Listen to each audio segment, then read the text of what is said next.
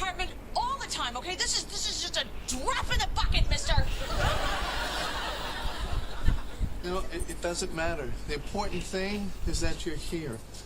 You're my friend, and you're here.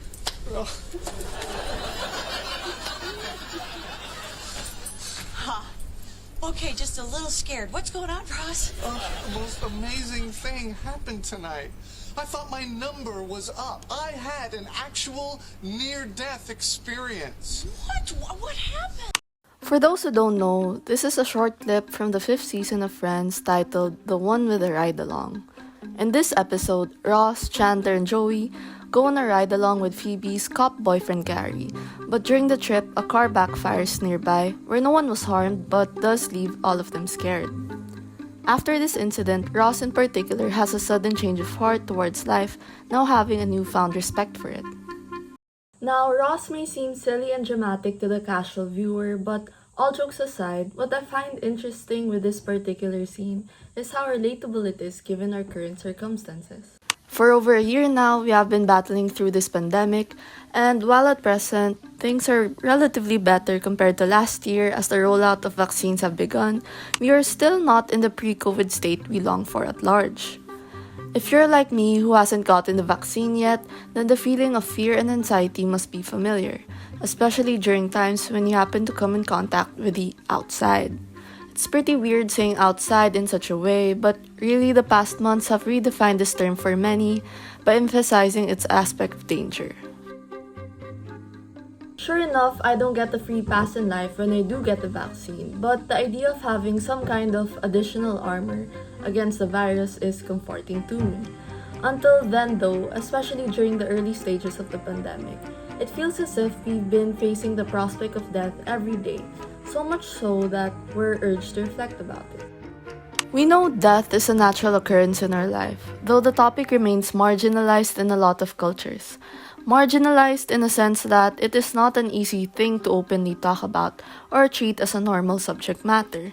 You don't know how many times I've been scolded by an elder for throwing in the very millennial expression of wanting to die in a conversation. If we think about it, we don't really know anything about death, or at least what happens after we die, except for the fact that the event itself is inevitable. Throughout history, various views on this have surfaced. For instance, there's the concept of the soul in Christianity, how we unite with our Creator in eternal life in heaven, that is, if our actions on earth deem this. In philosophy, for that matter, Socrates introduced the idea that death can either be a passage to another life, or simply a dreamless sleep, that we are just our bodies and nothing else who will cease to exist when we die. Regardless, death is oftentimes met with fear and for different reasons. For one, feeling fear is a survival mechanism that triggers us to respond to a perceived threat, in this case, the virus. Us wearing masks, social distancing, and washing our hands is a manifestation of this. We can also point out how we have made advancements in medicine to maintain our health and prolong our lives. On that note, we have evolved as a society that values life in a way that goes beyond our primal instinct to survive.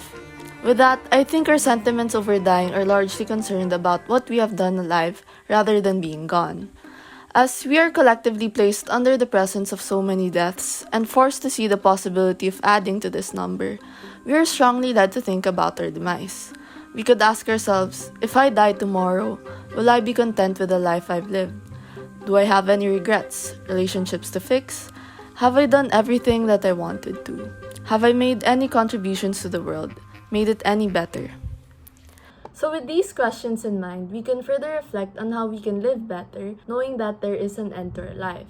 Now, this is not to say that we should live in constant fear, but rather be open to the idea of seizing the moment.